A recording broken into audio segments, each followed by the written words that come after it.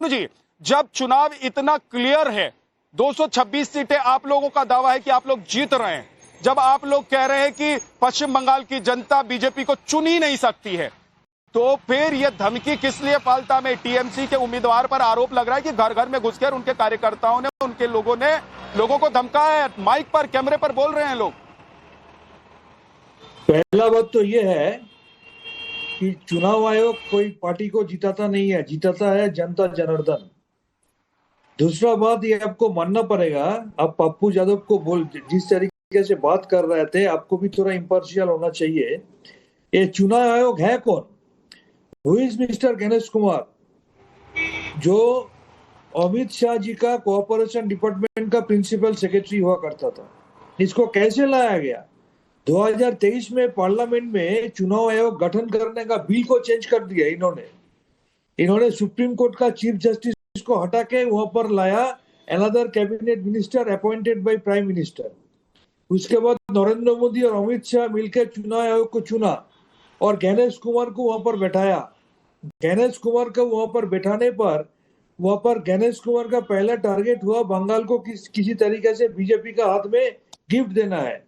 उसने पहले क्या किया, पूरा मोर देन 450 ऑफिशियल को चेंज कर दिया, चीफ सेक्रेटरी को चेंज कर दिया, होम सेक्रेटरी को चेंज कर दिया, डीजी को चेंज कर दिया, यानी कि लोकल लेवल में थाना का आईसीओसी को भी चेंज कर दिया, डीएम को चेंज कर दिया, एसपी को चेंज कर दिया, रिटर्निंग ऑफिसर को चेंज कर दिया। नंबर 2, नंबर 3, एसआईआर का नाम पे 91 लाख नाम वोटरों का नाम डिलीट कर दिया। उसमें जो डबल एंट्री है, डेफ वोट है, उसका खिलाफ मेरे को कुछ नहीं कहना है, लेकिन लॉजिकल डिस्क्रिपेंसी का नाम से जिस तरीके से 27 लाख वोटरों का नाम डिलीट किया और उसके बाद चुन चुन के बीजेपी रूल्स हार के ऑब्जर्वर लाया गया। मेरे को बोलने दीजिएगा, नहीं तो धनंजय जी एक सेकंड उनको कंप्लीट करने दीजिए। आ रहा हूं। बोलने नहीं देंगे, अगर मेरे को बोलने नहीं देंगे तो उनका टाइम में भी हम बोलने नहीं देंगे। ये तो आपकी यहाँ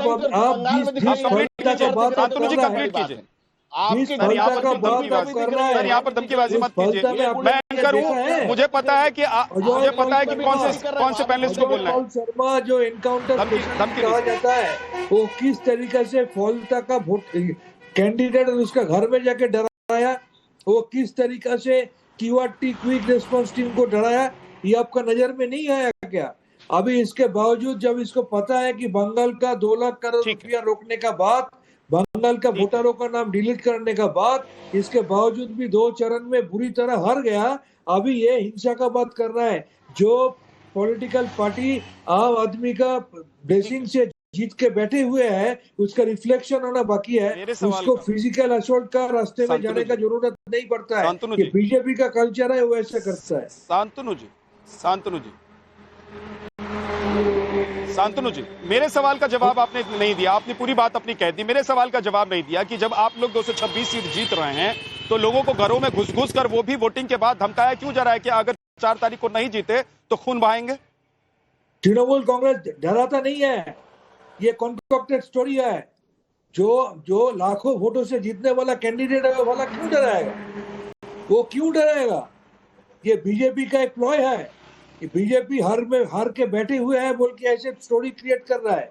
तृणमूल कांग्रेस को जिस तरीके से रोकने का कोशिश किया, starting from prime minister, home minister से लेकर सेंट्रल फोर्स को, कैमरे पर बोल रहे हैं, जिन लोगों को धमकी दी गई है, वो लोग कैमरे पर बोल रहे हैं कि टीएमसी के नेता, टीएमसी के लोग से सेंट्रल फोर्स को यूज किया गया और वो वहाँ के स्थानीय लोग हैं, वो सुरक्षा की मांग कर रहे हैं, टीएमसी वोटरों को मारा है, वो सुरक्षा की मांग कर रहे हैं, वो कह रहे हैं कि हमको प्रोटेक्शन दिया जाए। आप देखा है, और फोर्स को वहां पर तैनात करना पड़ा है। इसके बाद अब सोचिए कि पश्चिम बंगाल में वोटिंग के बाद सिक्योरिटी इतना बड़ा कंसर्न है, इलेक्शन कमीशन का, और आप लोग कह रहे हैं शांतनु जी कि यहाँ पर सब कुछ बढ़िया है, बीजेपी आकर यहाँ पर चुनाव को लेना पड़ेगा, चुनाव में खेला करने की कोशिश कर रही है। धनंजय गिरी जी, कैमरा है बोल के अपहरण मत कीजिए, चुनाव आयोग को इसका रिस्पॉन्सिबिलिटी लेना पड़ेगा, क्योंकि एक पार्लियामेंट इलेक्शन, सर कैमरा आपके सामने भी है और उसी चैनल पर बैठकर आप बोल रहे हैं, और उसी चैनल पर शांतनु जी, विद्यानाथ जी चैनल पर बैठकर आप बोल रहे हैं। और सिर्फ हमारा कैमरा नहीं, जितने कैमरे वहां पर गए हैं, सब कैमरे पर लोगों ने बोला है, और लोगों का मुंह बंद आप लोग नहीं करा सकते हैं।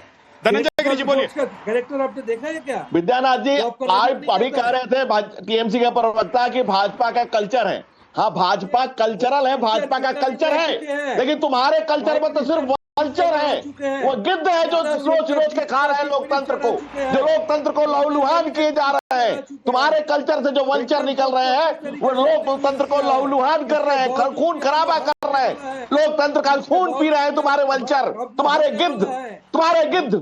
और ये तुम सिद्ध कर दिया आपने कि आप चुनाव हार रहे हैं और हार की बौखलाहट दिख रही है। वह आम आदमी परेशान है। और डॉक्टर शांतनु सुन लो, समर से सह नहीं पाप का भागी केवल ब्याग, जो तटस्थ है समय लिखेगा उनका भी अपराध। जिन लोगों के तलवे चाट करके तुम राजनीति में अपनी रोटियां सेक रहे हो, ये कल तुम्हारे लिए भी नासूर बनेंगे और तुम्हारी पुरखे माफ नहीं करेंगी, पीढ़ियां माफ नहीं करेगी। शांतनु कि किसके पुत्र बने थे, तुमने किसके लिए तलवे चाटे थे, और जो जहांगीर आज जागीर समझ रहा है फालदा को, वो अपनी जागीर कलकत्ता को भी बनाएगा और तुम्हें भी पैदल करेगा, और आने वाली पीढ़ियां शांतनु माफ नहीं करेंगी।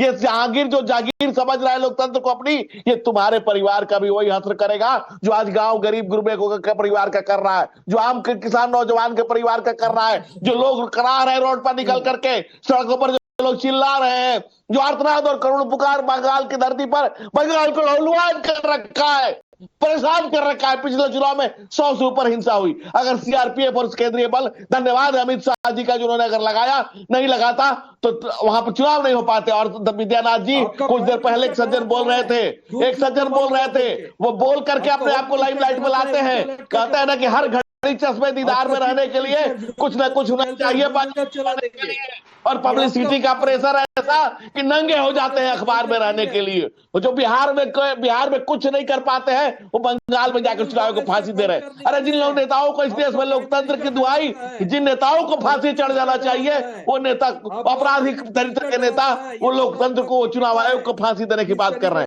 जिन नेताओं के कुकृत्य अगर कोर्ट से साबित हो जाए तो खुद फांसी चढ़ जाए, वो चुनाव आयोग के फांसी पर चढ़ाने की बात कर रहे हैं। और कांग्रेस पार्टी न 3 में न 13 में, वो नेता को पता नहीं कि वो कांग्रेस में है कि नहीं है, कांग्रेस चुनाव में है कि नहीं है।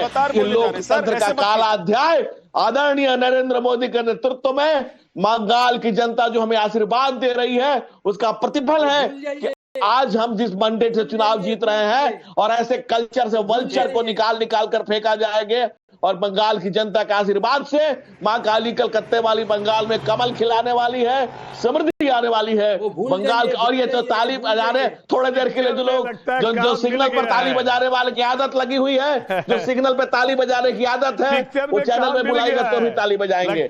कांग्रेस के पास अब ताली बजाने के अलावा और कोई काम बचा नहीं है, क्योंकि 6 तो इनको बिहार में आया है, 6 बिहार में आया है। 9 लालू जी के परिवार में बाल बच्चे हैं, जितना लालू परिवार के बाल बच्चे उससे कम विधायक बिहार में इनके बच्चे हैं, और बंगाल में तो भी नहीं बचेगा। तो इस सिग्नल पर ताली बजाने के अलावा और कोई काम अभी आपके चैनल में बैठकर स्टूडियो में बजा रहे हैं, थोड़ी देर बाद ही कांग्रेस के नेता सिग्नल पर ताली बजाएंगे, कुछ दिनों के बाद यही स्थिति रह जाएगी।